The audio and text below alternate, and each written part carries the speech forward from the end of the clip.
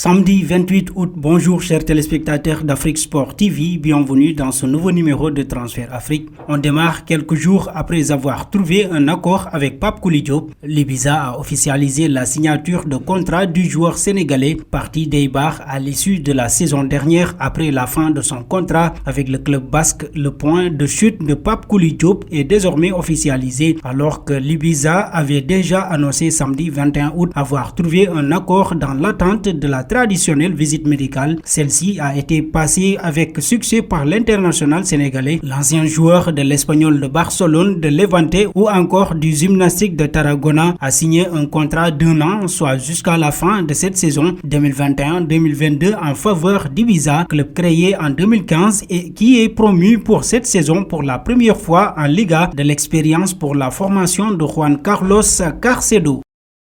Victime d'une rupture du tendon rotulien ainsi que du ligament croisé, le monde intéresse.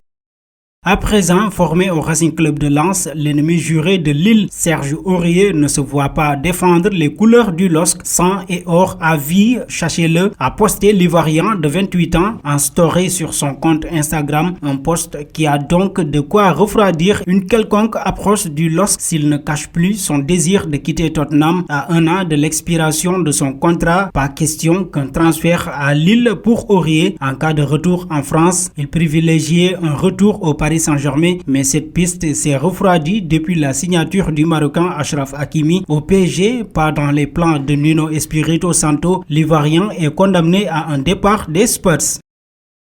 Parlons de Mostafa Mohamed. Comme on pouvait s'y attendre, Saint-Etienne ne peut pas véritablement avancer sur le dossier Mostafa Mohamed en raison de ses capacités financières. C'est aussi le cas de Bordeaux et Lille à en croire les informations de Loïc Tanguy, le journaliste de RMC, qui révèle que c'est désormais le PSV Eindhoven qui tiendrait la corde dans ce dossier. Sans une vente importante, la Saint-Etienne aura beaucoup de difficultés à faire un coup sur cette fin de mercato. Toujours dans Transfert Afrique, l'OGC Nice serait sur le point de voir Andy Delors rejoindre les rangs dans les prochaines heures alors qu'une bataille s'annonçait entre l'OGC Nice et l'Olympique de Marseille pour le capitaine de Montpellier. Il n'en sera visiblement rien à en croire les informations de l'équipe et de RMC Sport. Andy Delors est attendu aujourd'hui chez les Aiglons pour y passer sa visite médicale et signer son contrat. L'international algérien, qui était plus tenté par revêtir les couleurs phocéennes, a vu jeudi voir Georges Sampaoli lui déclarer sa flamme en conférence de presse. Néanmoins, les caisses de l'OM ont rendu une approche impossible puisque Nice devrait débourser au moins 10 millions d'euros pour s'attacher les services du Fennec. Lors de son passage à Montpellier, il aura inscrit 47 buts et délivré 21 passes décisives en 106 rencontres de Ligue 1. Un renfort de poids donc pour l'OGC Nice.